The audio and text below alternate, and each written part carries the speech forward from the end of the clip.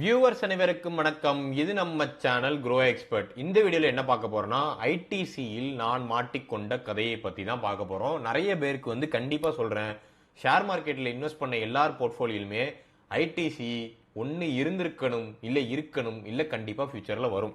அப்படிப்பட்ட ஒரு கம்பெனி தான் இந்த ஸ்டாக்கு. நிறைய பேர் இந்த ஸ்டாக்கை 400 300ங்கிற ருபீஸ்ல 400ங்கிற ருபீஸ்ல பர்ச்சேஸ் பண்ணியிருந்திருப்பீங்க. அங்கிருந்து மானாவரியா அடிச்சு நவுத்தி 270 250 நோக்கி போய்கிட்டு இருக்கு. இந்த ஸ்டாக் ஆல்மோஸ்ட் 36.7% 52 வீக் ஹைல இருந்து கீழே விழுந்திருக்கு. அண்ட் வீழ விழுந்ததோட சரி, மேலே எந்திக்கல. இந்த ஸ்டாக் மேலே போகுமா, இல்லை நான் இப்போ பர்ச்சேஸ் பண்ணது என்ன பண்றது, வித்துடலாமா, அக்யூமுலேட் பண்ணலாமா, இதற்கான அனைத்து குழப்பங்களையும் இந்த வீடியோல பார்த்து தெரிஞ்சுக்க போறோம். growth வருமா வராதாங்கிறது டீட்டெயிலா பார்க்க போறோம். இது வரைக்கும் நம்ம சேனலை சப்ஸ்கிரைப் பண்ணாம வீடியோ பார்த்துட்டு இருக்கீங்கன்னா, share market, wealth creation, growth ரிலேட்டடான கண்டென்ட் தெரிஞ்சுக்கிறதுக்கு நம்ம சேனலை மறக்காம சப்ஸ்கிரைப் பண்ணிருங்க. ஓவரால் பாயிண்ட் ஆஃப் வியூல ஐடிசி ஃபர்ஸ்ட் ஏன் கீழே விழுந்துச்சுன்னு பார்க்கணும். ஸோ ஐடிசி 400 ரூபான்னு போய் ஒரு மாதிரி பீக்ல ட்ரேட் ஆகிற பட்சத்தில் யூனியன் பட்ஜெட்ல இருந்து ஒரு புது டாரிஃப் ரீப்ரைசிங் கொடுத்துருந்தாங்க சிகரெட்ஸ்க்கு. ஸோ அந்த சிகரெட்டோட டாரிஃப் ரீப்ரைசிங் காரணமாக ஸ்டாக்கு போட்டு பொலன்னு பொழந்துட்டாங்க. ஆல்மோஸ்ட் 82% கிட்ட அடி வாங்கிருச்சு. ஸோ ஓவரால் பாயிண்ட் ஆஃப் வியூல 52 வீக் ஹைல 427 ரூபாய் அக்டோபர் 2025ல இருந்துச்சு.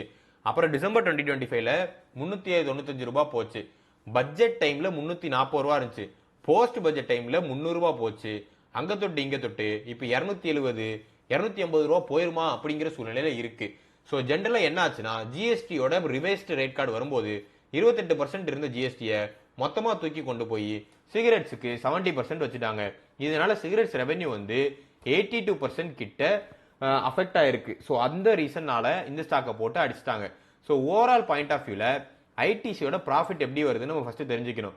ப்ராஃபிட் பொறுத்த வரைக்கும் சிகரெட்ஸ் ரெவென்யூ பாயிண்ட் ஆஃப் வியூல cigarette 41%, agri business point of வியூல 26%, எஃப்எம்சிஜி பாயிண்ட் ஆஃப் வியூல 24%, பேப்பர் பேக்கேஜிங் பொறுத்த வரைக்கும் 9% ரெவென்யூ வருது. ஆனா இவங்களோட பிடாமினன்ட் ப்ராஃபிட்னு பாத்தீங்கன்னா 82% சிகரெட்ல இருந்து வருது.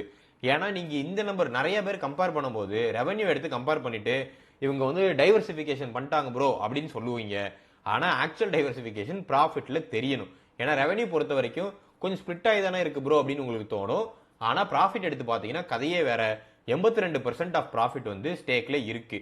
இதோட அதர் இன்ஜின் என்னென்ன இருக்குன்னு நம்ம பார்க்கணும்.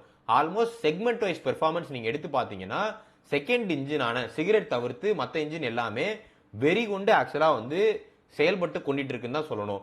ஏன்னா பேப்பர் பேக்கேஜிங் இது எல்லாமே 38% எஃபிஷியன்சி இன் டர்ம்ஸ் ஆஃப் பெர்ஃபார்மன்ஸ்ல செயல்படுது. அது போக அதர் எஃப்எம்சிஜி செக்மெண்ட் 21%, அக்ரி மட்டும் -18% இருக்கு. வேற பேப்பர் ரெவென்யூ பொறுத்த வரைக்கும் ஆல்மோஸ்ட் அருமையா தான் செயல்பட்டு இருக்கு. ஸோ செகண்ட் இன்ஜினான எஃப்எம்சிஜி நீங்க எடுத்து பாத்தீங்கன்னா ஆன் அண்ட் ஆவரேஜ் 12%க்கு காம்பவுண்ட் ஆயிட்டு இருக்கு. ஸோ ரஃபா நீங்க எடுத்து பார்த்ததுல எபிட் பொறுத்த வரைக்கும் 7.4%, ரெவென்யூ பாயிண்ட் ஆஃப் வியூல 12%க்கும், ப்ராஃபிட் பிபிஐடி பாயிண்ட் ஆஃப் வியூல 21% கிட்டையும் காம்பவுண்ட் ஆயிட்டு இருக்கு. What some point in time இந்த ரெவென்யூ உண்மைக்குமே ஒரு பொட்டன்ஷியல் ரெவென்யூ வரும். பேப்பர் போர்டு ரெவென்யூ பொறுத்த வரைக்கும் 9% கிட்ட ஓவரால் இருக்கு. அக்ரி மட்டும்தான் இத சிகரெட் மாதிரியே புல் டவுன் பண்ணி இழுக்கிற இன்னொரு பெர்ஸ்பெக்டிவா இருக்கு. குறிப்பா இதுக்கு பின்னாடி இருக்க ரீசன் வெஸ்ட் ஏஷியா கான்ஃபிளிக் மட்டும்தான். வெஸ்ட் ஏஷியா கான்ஃபிளிக்னால இவங்களுக்கு நிறைய எக்ஸ்போர்ட்ஸ் ஷார்டேஜ்ல விழுகுது. இதை தவிர்த்துட்டு நீங்க எடுத்து பாத்தீங்கன்னா இவங்களோட நம்பர்ஸ் எல்லாமே கொஞ்சம் பெட்டரா தான் இருக்கு. ஓனர்ஷிப் ஹேங் இருக்கு இந்த கம்பெனில. குறிப்பா இந்த கம்பெனி ப்ரொமோட்டர் ஓன் கம்பெனியான்னு கேட்டீங்கன்னா கிடையவே கிடையாது. ஏன்னா ஆல்மோஸ்ட் ஷேர்ஸ் பாயிண்ட் ஆஃப் வியூல ப்ரொமோட்டருங்கிறது இந்த கம்பெனிக்கு பெருசா இல்ல. இந்த company professional managed company. BAT British American Tobacco இந்த கம்பெனில ஆல்மோஸ்ட் 25.5% கிட்ட ஷேர்ஸ் வச்சிருக்காங்க. இவங்களோட ஒரிஜினல் ஷேர்ஸ் 29.03ல இருந்து குறைச்சு 25.5% கிட்ட இப்போ ஹோல்ட் பண்றாங்க. ஆல்மோஸ்ட் ஸ்டாக் 400 ரூபீஸ் இருந்தப்ப தலைவன் சைஸா 21,000 கோடிக்கு ஷேர்ஸை வித்துட்டான். 25% கிட்ட ஹோல்ட் பண்றான். ஸோ இந்த கம்பெனில ஒரு சிங்கிள் ப்ரொமோட்டர் ஒரு ட்ரிவன் டிசிஷன் எடுக்கவே முடியாது. ஏன்னா ரீட்டைல் அண்ட் அதர் இன்வெஸ்டர்ஸ் பொறுத்த வரைக்கும் 22% வரைக்கும், மியூச்சுவல் ஃபண்ட்ஸ் 20% வரைக்கும், எல்ஐசி 15% வரைக்கும், கவர்மெண்ட் அதர் எஃப்ஐஎஸ் பொறுத்த வரைக்கும் ஒரு 6-7% கிட்ட ஹோல்ட் பண்றாங்க. இது என்னை பொறுத்த வரைக்கும் நான் இதை வந்து ஒரு ப்ராப்ளமாக தான் பார்க்குறேன். ஏன்னா ப்ரொமோட்டரே இல்லாமல் ப்ரொஃபஷனலி ஓன் கம்பெனி, பட் நல்லா பெர்ஃபார்ம் பண்ணுறாங்க. பட் ஒரு தலைமை இருக்கிறது என்றைக்குமே நல்லது தான். 5 குட் பிஸ்னஸ் ஒன்று வந்து நீங்கள் கன்சிடர் பண்ணணும். 5 நல்ல பிஸ்னஸ் வந்து இந்த ஐடிசிக்குள்ளே புதஞ்சிருக்கு. ஸோ இதோட செக்மெண்ட் ஆஃப் ஈக்குவலாக இருக்கிற அதர் எஃப்எம்சிஜி கம்பெனிஸ் எடுத்து பார்த்ததுல இதோட பிஇ வேல்யூ வந்து இப்போ 17 டைம்ஸ்ல ட்ரேட் ஆகிட்டு இருக்கு. செக்டாரோட பிஇஏ 45 to 52 ஜென்ரலாக இருக்கிற பட்சத்தில் இது 17 times with highest ROCE in terms of வால்யூம்ல ட்ரேட் ஆகிட்டு இருக்கு. அந்த வகையில் இந்த பிரைஸ் பாயிண்ட் வியூ இதுக்கு அட்ராக்டிவா இருக்கு. நம்பர்ஸ் எல்லாம் அட்ராக்டிவா தான் இருக்கு ப்ரோ, பட் இது எப்படி போய் முடியும் அப்படின்னு கேட்கறவங்களுக்கு வேல்யூவேஷன் டாக்ஸ் ஹைக்கு முன்னாடி நீங்க பாத்தீங்கன்னா அங்க இருந்து இப்போ டிராஸ்டிக்கா குறைஞ்சு கீழே வந்திருக்கு. அண்ட் ஐடிசிங்கிற ஹோட்டல்ல டிமர்ஜரும் பண்ணிட்டாங்க. ஸ்ட்ராட்டஜி பாயிண்ட் ஆஃப் வியூல ஐடிசி நெக்ஸ்ட்னு சொல்லிட்டு புது ஸ்லோகன் ஐடிசி அனௌன்ஸ் பண்ணியிருக்கு. அது என்னன்னா 6 பில்லரா வச்சு ஸ்மோக்ல இருந்து எப்படி வெளியே வர்றது, ஸோ பேசிக்கா டொபாக்கோ பிசினஸ் விட்டு எப்படி வெளியே வர்றதுங்கிறது தான் இவங்களோட கீ தீமா இருக்கு. ஒன்னு எஃப்எம்சிஜி ஸ்கேல் அப் பண்ணணுங்கிறது அவங்களோட குறிக்கோளா இருக்கு. 300 நியூ ப்ராடக்ட்ஸ் வந்து லான்ச் பண்ணுங்கிறது இவங்களோட பிளான்ல இருக்கு. டிஜிட்டல் ஆக்சலரேஷன் சேல்ஸ் எக்ஸிக்யூட்டிவ்ஸ் பொறுத்த வரைக்கும் 17% வந்து டிஜிட்டல் ஆக்சலரேஷன் மூலமா இம்ப்ரூவ் பண்றதுக்கான பிளான்ஸ் வச்சிருக்காங்க. நெக்ஸ்ட் ஜென் அக்ரிகல்ச்சருக்கு ஃபார்மர்ஸ் இன்புட்ஸ் ட்ரேசபிலிட்டின்னு சொல்லிட்டு ஒரு பெரிய நெட்வொர்க்கை லிங்க் பண்ண ட்ரை பண்றாங்க. புது growth வெக்டார்ஸுக்கு இன்வெஸ்ட்மெண்ட்ஸ் நடந்துட்டு இருக்கு. Fresh frozen food, cloud kitchens, இந்த மாதிரி ஆஸ்பெக்ட்ல சஸ்டைனபிலிட்டி 2.0 வாட்டர் பாசிட்டிவா இருக்கணும். அப்புறம் நெட் ஜீரோ பை 2050க்கு பிளான் பண்ணியிருக்காங்க in terms of carbon and water. And அதுவும் predominantly focusing on agriculture. Inorganic க்ரோத்தாவும் அடுத்தடுத்த ஆஸ்பெக்ட்ஸ் வச்சிருக்காங்க. லைக் யோகா பாரு, 24 மந்த்ரா, இந்த மாதிரி பல்ப் அண்ட் பேப்பர் சொல்லிட்டு அதர் பிசினஸ் எடுத்துட்டு போறாங்க. ஸோ இவங்களோட டார்கெட் என்னவா இருக்கு அப்படின்னா ஆல்மோஸ்ட் நான் சிகரெட் புது பிசினஸோட கான்ட்ரிபியூஷன் மட்டும் 40% இன் டர்ம்ஸ் ஆஃப் ஐடிசியோட வேல்யூவேஷன் போகணும். அப் ஃப்ரம் 2017ல வந்து 25% இருந்துச்சு, அங்க இருந்து இப்போதைக்கு 40% போகணுங்கிறது இவங்களோட டார்கெட்டா இருக்கு. இது ரொம்ப ஆம்பிஷியஸான டார்கெட். பட் இவங்க ஸ்கேல் பண்றதுக்கு நிறைய பிளான்ஸ் வச்சிருக்காங்க. குறிப்பா நிறைய இன்வெஸ்ட்மெண்ட் பிளான்ஸ் நடந்துட்டு இருக்கு. 10,000 கோடியில இருந்து 24,000 கோடி கிட்ட இவங்க வந்து எஃப்எம்சிஜியோட செக்மெண்ட்டை வளர்க்கறதுக்கான இன்வெஸ்ட்மெண்ட் பிளான்ஸ் வச்சிருக்காங்க. குறிப்பா டிஜிட்டல் அண்ட் அக்ரி டெக்னாலஜி பொறுத்த வரைக்கும் 2.5 மில்லியன் ரீட்டைலர்ஸ் அண்ட் 2.5 மில்லியன் ஃபார்மர்ஸை கனெக்ட் பண்றதுக்கான பிளான்ஸும் இருக்கு. கேபிட்டல் அலோகேஷன் பொறுத்த வரைக்கும் நான் சொன்ன இந்த 24,000 கோடிக்கான இன்வெஸ்ட்மெண்ட் பண்றதுக்கு இது எல்லாமே இவங்களோட சொந்த பணத்துல இருந்து வரப்போகுது, கடன் என்பது கிடையாது. ஸோ அந்த வகையில இந்த கம்பெனி ரொம்ப சவுண்டா இருக்கு.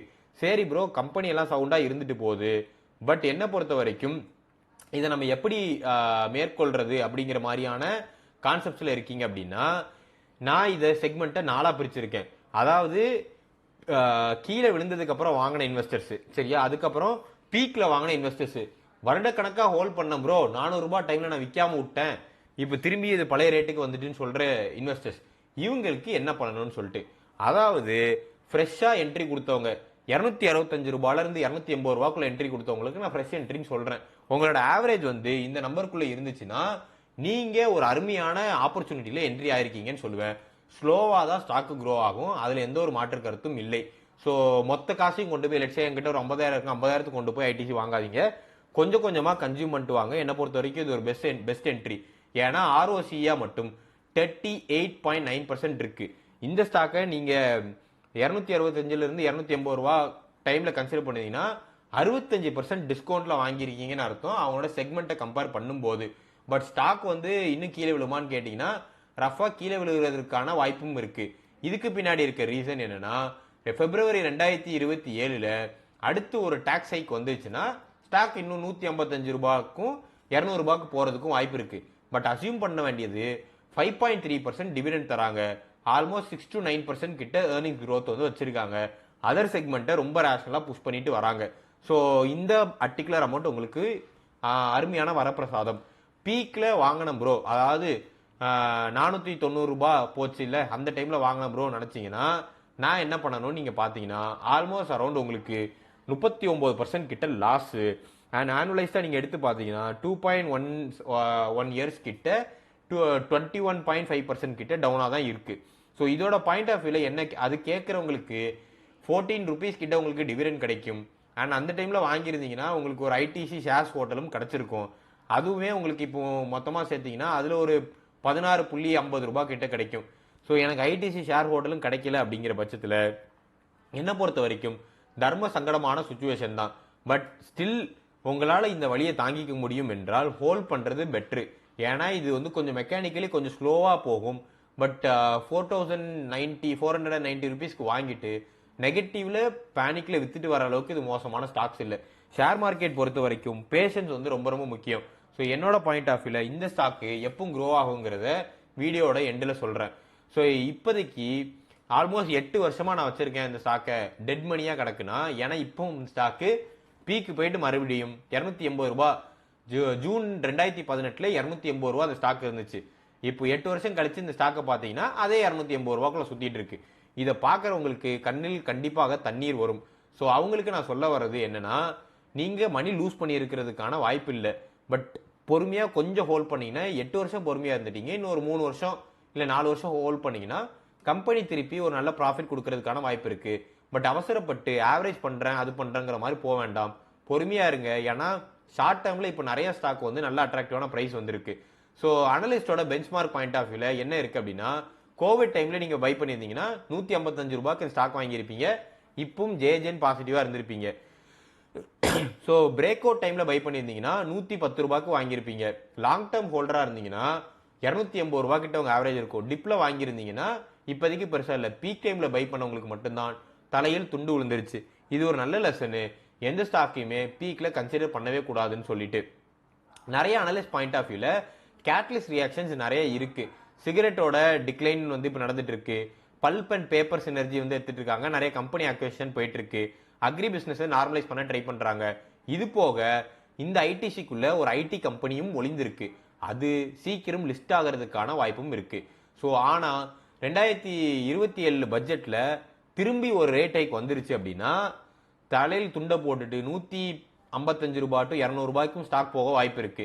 பட் இல்ல அப்படின்னா பேஸ் பிரைஸா 300 டு 330 ரூபாய் ஆன் அன் ஆவரேஜ் இந்த ஸ்டாக் வந்து போயிடும். இன்கேஸ் வந்து டாக்ஸேஷன்ல ஏதாவது ஒரு விதிவிலக்கு ஏற்பட்டுச்சு அப்படின்னா 380 இருந்து 420 ரூபா வரைக்கும் ஸ்டாக் போறதுக்கான வாய்ப்பு இருக்கு. அனலிஸ்ட் வியூ பொறுத்த வரைக்கும் ஆல்மோஸ்ட் 68 அனலிஸ்ட் எடுத்ததுல